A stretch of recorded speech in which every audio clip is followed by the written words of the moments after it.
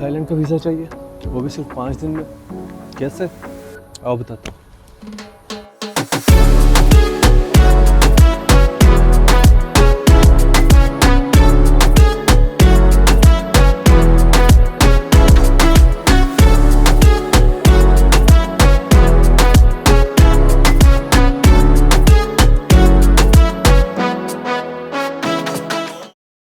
Okay, तो सबसे पहले हम बात करते हैं ई वीज़ा की, जिसको ऑनलाइन वीज़ा भी कहा जाता है।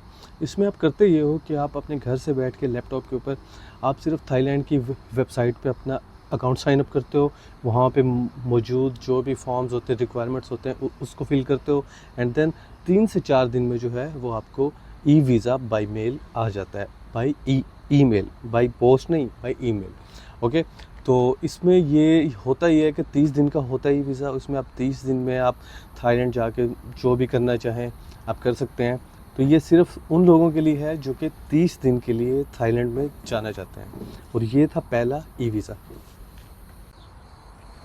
इसके बाद सेकंड कैटेगरी है वीज़ा ऑन अराइवल की। तो ये वीज़ा जो है आपको थाईलैंड के एयरपोर्ट पे पहुंच के मिलता है। अब इस वीज़ा के बारे में थोड़ा सा मैं बताऊं कि ये इसका जो टाइम होता है ये होता है तकरीबन 15 दिन का। तो अगर आपकी ट्रैवल हिस्ट्री है, प्रोफाइल आपकी बहुत अच्छी है, आपकी बैंक स्टेटमेंट बहुत बेस्ट है, तो तब तो ये आप करो। लेकिन पर्सनली मैं कहूँगा कि ये वाला रिस्क मत लेना, क्योंकि आप यहाँ से टिकट भर के जाओगे तो वहाँ पे अगर इमिग्रेशन ऑफिसर ने आपको एंट्री ना दी तो आपके पैसे ज़ाया। तो बेहतर यही है कि आप जाओ स्टिकर वीज़ा की तरफ या फिर ई वीज़ा की तरफ, जो कि एक प्रॉपर एम्बेसी ने आपको पहले से दे रखा हो।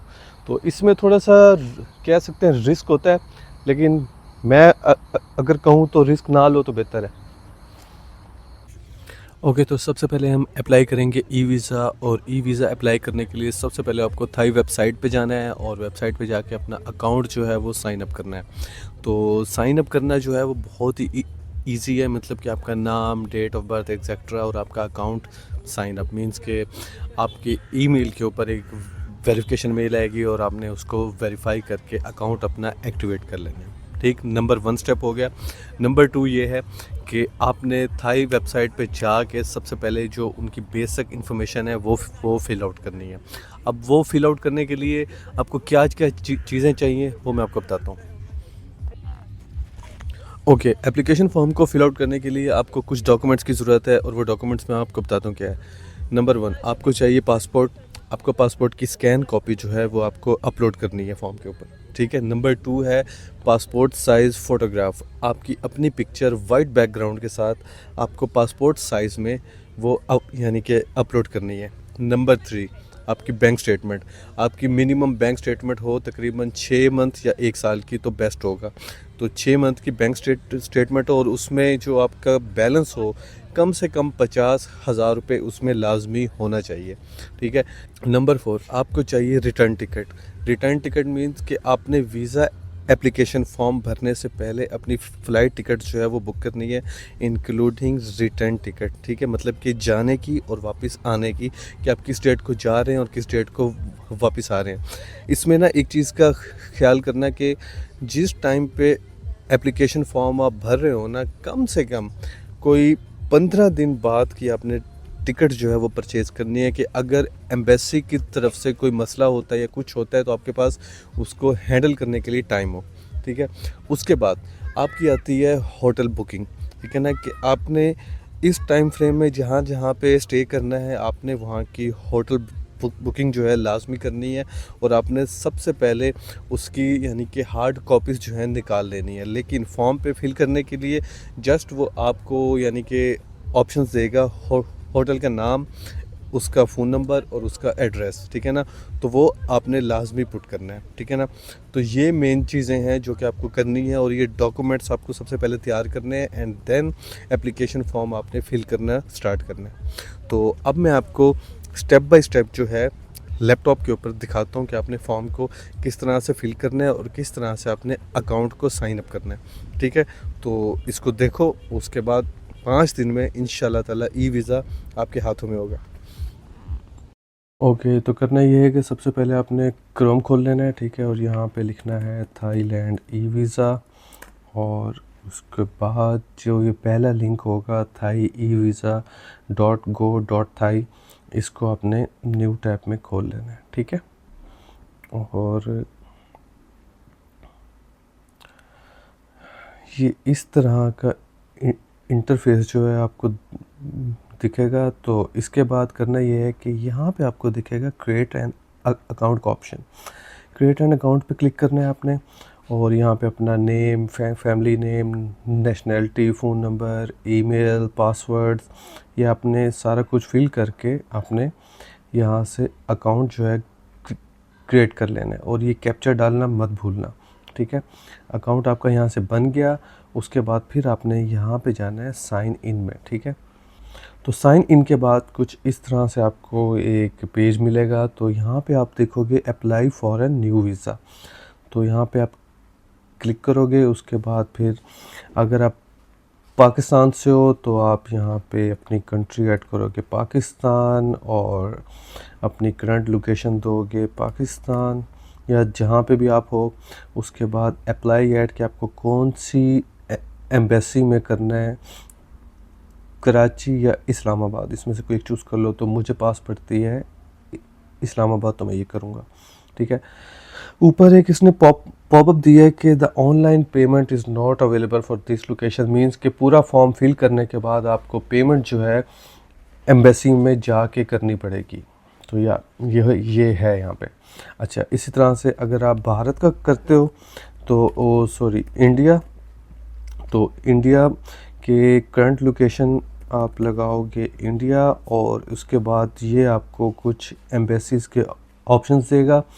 और इसके बाद आपने कहाँ पे करना है, कोलकाता, मुंबई, दिल्ली, चेन्नई, तो वहाँ पे आप कर सकते हो, ठीक है। तो ये अब मैं मिसाल के तौर पर यहाँ से चूज़ कर लेता हूँ मुंबई। यहाँ पे भी सेम मसला है कि पेमेंट आपको एम्बेसी में जाके करनी है, ठीक है। उसके बाद आपने अपना ट्रैवल डॉक्यूमेंट आपने, यानी कि कौन सा आपके पास वो है ऑर्डिनरी पासपोर्ट, तो ये ऑर्डिनरी पासपोर्ट चूज़ करोगे। एंड देन वीज़ा टाइप आपको कौन सा चाहिए, तो वीज़ा हम लगाएंगे इधर टूरिस्ट वीज़ा। टूरिस्ट वीज़ा का फ़ायदा ये होता है कि ये आपको जल्दी मिलता है और आपको यानी कि कुछ बहुत ज़्यादा करना नहीं पड़ता। उसके बाद पर्पज़ ऑफ विज़िट में आप लगाओगे टूरिज़म।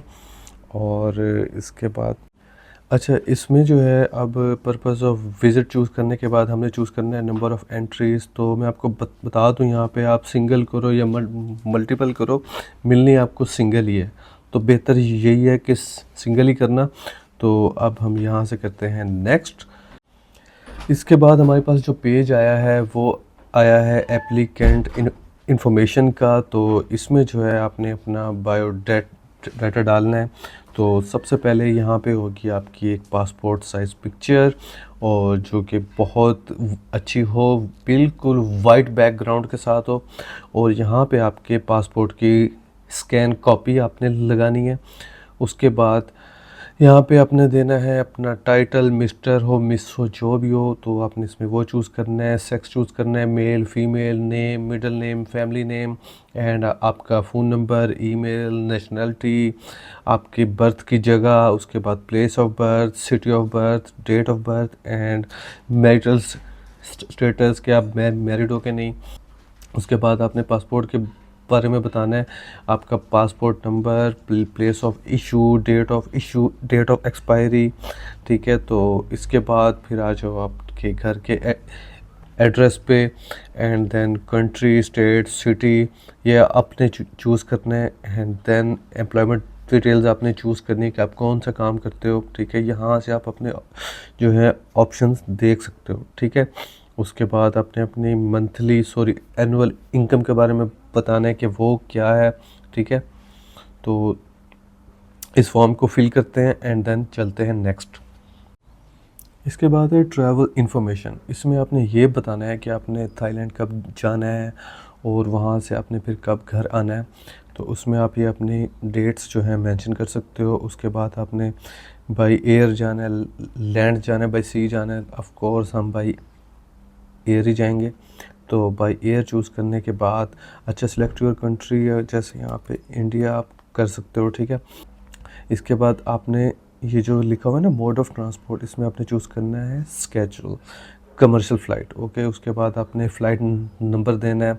ठीक है, याद रखना हमेशा थाईलैंड वीज़ा अप्लाई करने से पहले आपको टिकट बुक करनी है। ठीक है ना, एंड देन आपने अपने यहाँ पे आपका फ़्लाइट नंबर आ जाएगा। ठीक है, उसके बाद अगर आप पहले गए हो थाईलैंड तो आप चूज़ करो, और अगर आपने पहले अप्लाई किया तो आप ये येस और नो कर दो। उसके बाद फिर अकोमोडेशन जो कि मेन चीज़ है, इसमें आपने जहाँ पे होटल बुक किया हुआ है, जिस शहर में किया हुआ है, जहाँ पे आप लैंड कर रहे हो, आपने उसका नेम, एड्रेस और उसका फ़ोन नंबर और आप कितना दिन वहाँ पे स्टे कर रहे हो, वो सब कुछ आपने यहाँ पे मेंशन करना है। ठीक है, ओके। इसके बाद आपके पास पेज है सपोर्टिंग डॉक्यूमेंट्स का। इसमें आपने चेक करना है कि आपने जो अपना पासपोर्ट लिंक किया है वो है कि नहीं। उसके बाद आपने अपनी जो पासपोर्ट साइज़ पिक्चर आपने ऐड की है वो है कि नहीं। इसके बाद चेक करने के बाद आपको जाना है यहाँ पे document indicating current location, means कि आपने अपने बिजली का बिल, गैस का बिल या फ़ोन का बिल जो है उसकी कॉपी आपने यहाँ पे लिंक करनी है। ठीक है, and then travel booking confirmation, means कि आपने जो टिकट बाय की है आपने उस टिकट की पीडीएफ फाइल या उसका स्क्रीनशॉट जो है आपने यहाँ पे लिंक करना है। And then proof of accommodation in Thailand, means कि जो बुकिंग यानी कि आपने की है वहाँ पे, तो उसको भी आपने यहाँ पे लिंक करना है। इसके बाद आपके पास लास्ट ऑप्शन है फाइनेंशियल एविडेंस का, मींस कि आपके पास इतने पैसे हैं कि आप थाईलैंड का टूर यानी कि कर सको। तो इसमें आपने सिर्फ अपनी 6 महीने की या 3 मंथ की बैंक स्टेटमेंट जो है वो आपने इसमें लिंक करनी है। और लिंक से मुराद ये है कि भाई कि आप उस बैंक स्टेटमेंट में आपके पास पैसे भी होने चाहिए।